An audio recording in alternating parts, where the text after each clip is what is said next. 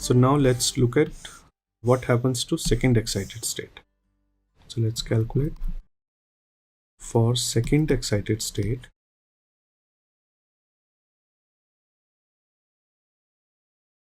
Psi I 2. Now we have 4q square minus 2. This is coming from Hermite polynomial, and the initial component is minus alpha q square by 2, right? Now this means that now this is symmetry of q square. Now symmetry of q square is totally symmetric representation, right? So that means this becomes, so for second excited state, it becomes, symmetry becomes totally symmetric representation, right? So that means A1, right? Or totally symmetric representation. Similarly, if you go to third excited state, you will again see that it will be forming symmetry of Q alone, right?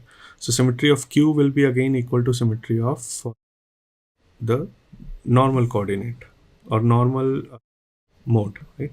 So I can say and so on.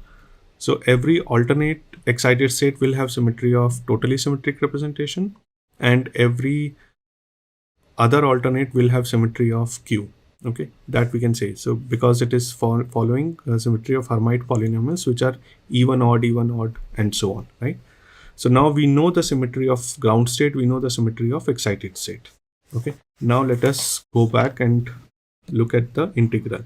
So our integral is of the form psi 0 mu psi 1 star d tau. Now mu has symmetry of x, y, z, right? Psi 0 a1 or totally symmetric representation, and psi 1,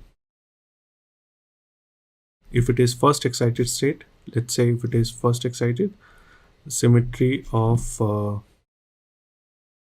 normal mode, or if it is second excited state, so this is for first. Let us only talk about first excited state. So now what will be the direct product of these three? So direct product of these three will not depend on this one because this is A1. So we have to consider the direct product of mu or the symmetry of XYZ and psi 1. Now these will contain totally symmetric representation. The direct product, or I will write it down. So direct product of IR representations that has basis mu, which is x, y, and z, and tau 1, which is normal mode, will contain totally symmetric representation. Now this is again coming from direct product application. If and only if,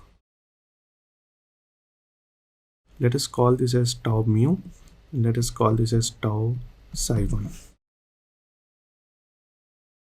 Tau mu is equal to tau psi 1, right? Then only it will contain totally symmetric representation. The direct product will contain totally symmetric representation, and the integral will survive, right? Integral will not go to 0. Only if tau mu is equal to tau psi 1. Now symmetry of mu is fixed. Symmetry of psi 1, we know what is the symmetry of psi 1. So that means the integral will survive. So this implies that integral will survive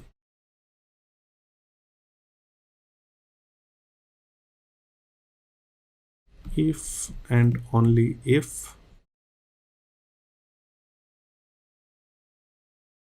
tau psi has x, y, z as the basis. either of the three, x, y, or z, right? X or y or z as the basis, because then their irreducible representations will be same as tau mu, and then the integral will survive. Okay, so now let us see what happens in case of water. So let us consider the case of water. So we have seen that the normal modes in water are 2a1 and b1. So two a1 modes are there and one b1 is there. Now let us try to find out the symmetry of a1, the basis of a1. So a1 has z as the basis and b1 has x as the basis. So that means if I'm now calculating the direct product of psi 0 mu psi 1, so I can say that psi 0 mu psi 1 integral d tau. So psi 0 has a1 symmetry. This will have b1 or a1 whether you're taking x or z component, and psi 1 has again b1 and a1, right? Whether you're taking which mode depends on which mode you're taking. So now in this case both the integrals will survive. That means this will also IR active, this is also IR active, right? So both the modes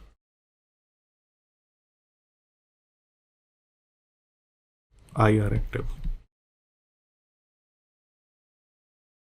So again, I want to emphasize that although we have determined the vibrational modes, the normal modes of vibration using symmetry and group theory, not all modes will be active under IR or Raman spectroscopy, and we will have to set up this integral and find out using direct product whether the integration will survive or not, and that will define whether IR will be active or not. So basically here you will see all three modes in IR spectrum.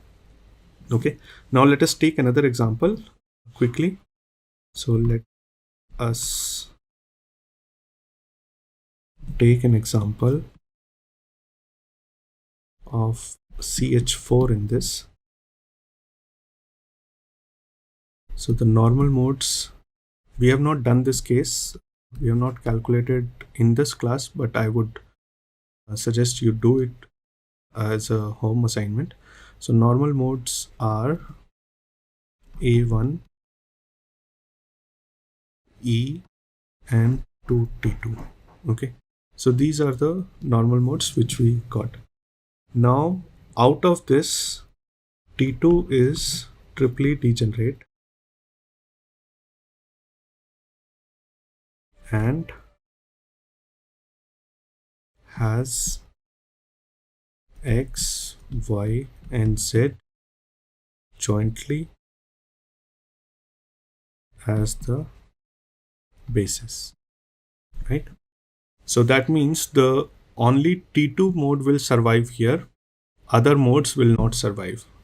So that means only T2 modes. So how many total modes are there then? 2 T2. That means 6 modes are IR active, and A1 and E are not visible in IR spectrum,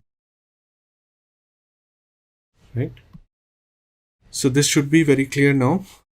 So this is for IR spectroscopy. So now we have learned how to identify which modes which are observed, which normal modes of vibration will be actually observed in IR spectroscopy based on symmetry rules, right?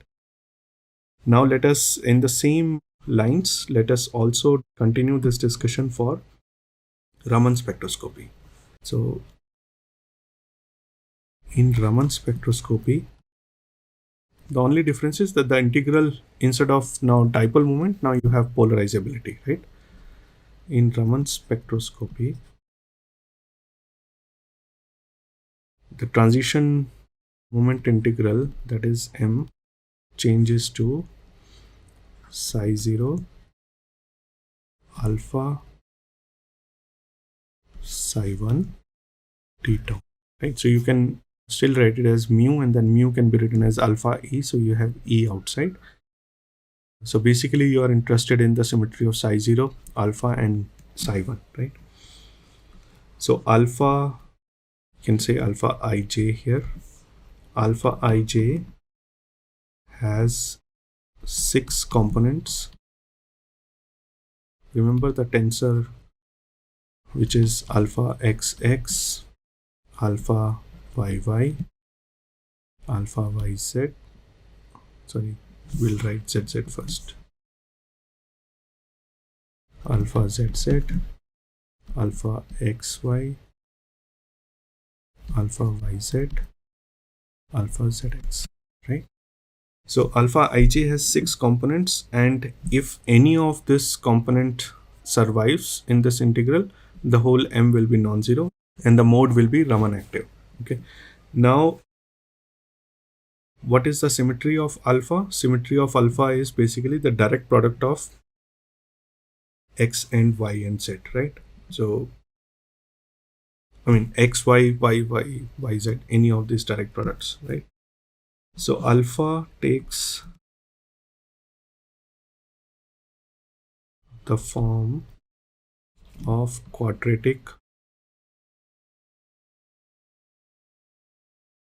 function of the Cartesian coordinates,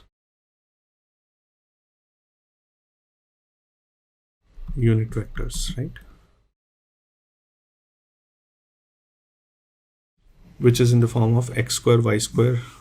We can write down x square, y square, z square, xy, yz, zx. Now here also psi 0 is a totally symmetric representation, right?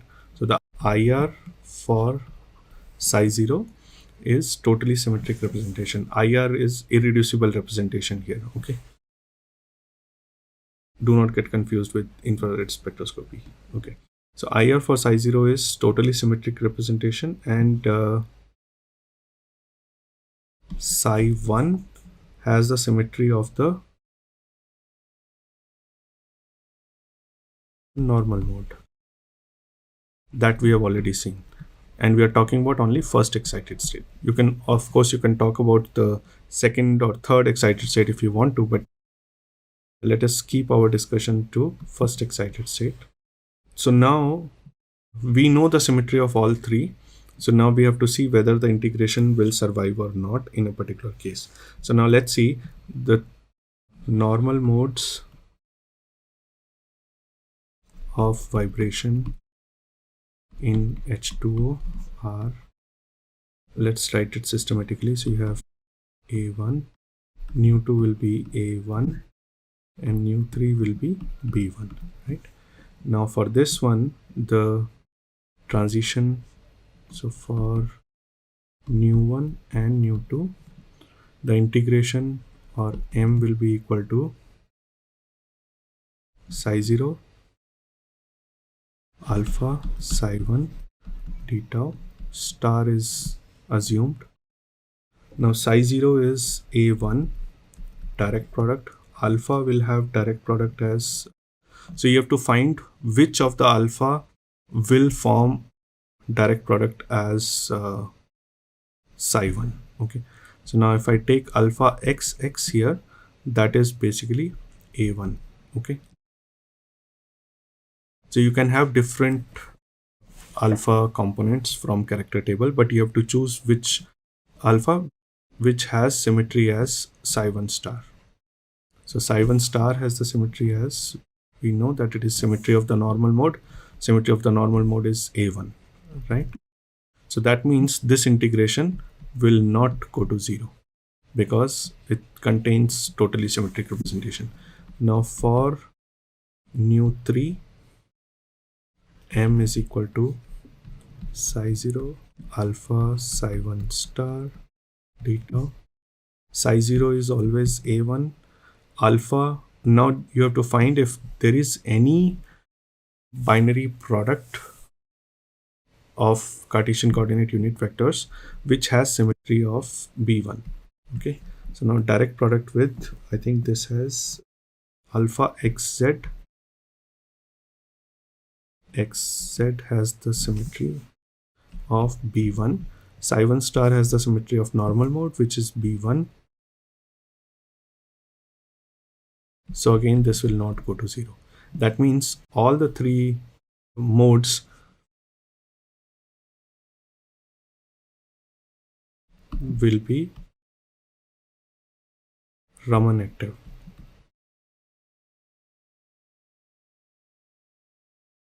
So all three modes will be active in Raman as well as in higher spectrum, right? So now there is one very important rule. Okay, let's take one more example if we have time. Let's say, let us consider trans N2 F2. Okay, example. In this case, I'll tell you why we are discussing this example. So let's draw the structure. Now the point group here is C2H. You should be able to calculate that by now. So, and the number of vibrational modes, if you calculate, this will be, this is a non-linear molecule, so 3n minus 6. So this will be 3n minus 6. This will be 6, right? N is 4. So 4, 3 is a 12, and then out of 12, you have 3 translational, 3 rotational. So you are left with 6 vibrational modes, right? So, okay, let's try to find out what are those 6 vibrational modes. C2H. So you have E, C2I, sigma H. Tau reducible, I'm directly writing tau reducible, so that will give you 12,004, and this will be equal to 4Ag plus 2Bg. I'm skipping all the maths and I expect you to solve it by yourself. 4B4, right? So this is using reduction formula. So we have now obtained what are the symmetries of different vibrational modes, right? Now, which of these vibrational modes will be IR active and which of these will be Raman active? How would we tell that? So we know that tau vibrational is equal to 3Ag plus Au plus 2Bu. So this is the total vibrational modes, and then we have to actually find out the symmetry of vibrational modes from here by subtracting the translational and rotational components, right? So out of Ag, Bg, Au, Bu, so you can remove the symmetry of translational modes and rotational modes. So let's not do that. And I'm directly writing tau vibrational as thus. Okay. Now Ag, what is the symmetry of Ag? So let us quickly look at the character table of C2G. So we are not even setting up the integration. I'm just opening a book and looking at the character table of C2H. So now C2H, if I see, this has the basis as Ag has the basis as x square, y square, z square, xy. Au has the basis as z, and Bu has the basis as x and y, right? So now you can see that this implies that Au and Bu modes are IR active and AG modes are Raman active. So now there is a mutual exclusion between IR and Raman. So whatever modes are IR active, those are not Raman active, and whatever modes are Raman active are not IR active. So this is very important in spectroscopy, in IR Raman spectroscopy. So what is this mutual exclusion rule? This is the last principle, and then we'll wind up this course. So I'll say consider a molecule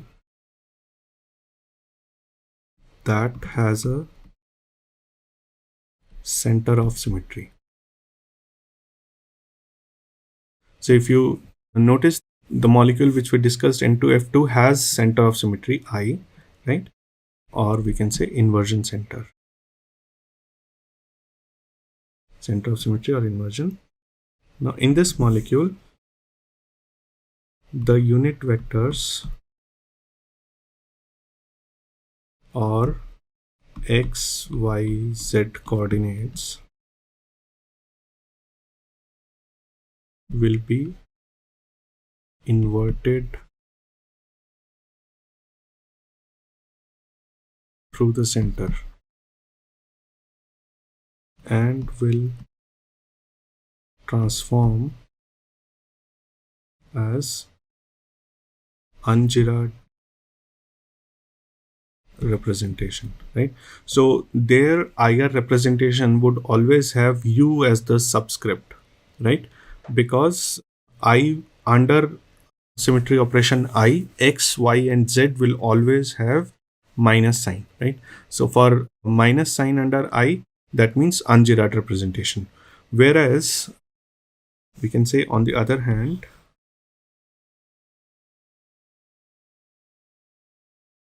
binary products of X, Y, Z will not change sign under I operation, and thus would belong to Girard representation. So the IR representation corresponding to binary products of XYZ, any binary product, will always have +1 sign, because this will be essentially the direct product of the two component IR representation, which will have -1, right? So this will always form a Girard representation. XYZ will always form a basis to un-Girard representation, and thus whenever there is a center of symmetry in the molecule, the IR and Raman spectrum will be mutually exclusive to each other. So thus IR and Raman active modes will be mutually exclusive. So basically so whatever lines we observed in IR spectrum will not be observable in Raman spectrum, and vice versa. So that means, let's say if you are doing some synthesis and you want to know whether your synthesized molecule has center of symmetry or not. Let's say if you want to synthesize a trans compound and you ended up in cis compound or a mixture. So it is not a pure trans compound. Let's say the pure trans compound only had the center of symmetry. So now that can be easily tested by recording a simple IR and Raman spectrum of the same compound. Let's say if you find some lines which are common to both the spectrum, that means the molecule does not have I, or it has a contamination from a non-I compound, right? So that explains the mutual exclusion rule. And with this, we come to the end of symmetry and group theory course, and I really enjoyed teaching you all, and I hope you have learned to the extent I wanted, and you have enjoyed the course as well. And I think that is all, and see you guys in the interaction sessions or in exams. If you have any difficulties during interaction sessions, please do ask, and see you guys in exams and otherwise. All right, thank you. That is all for today.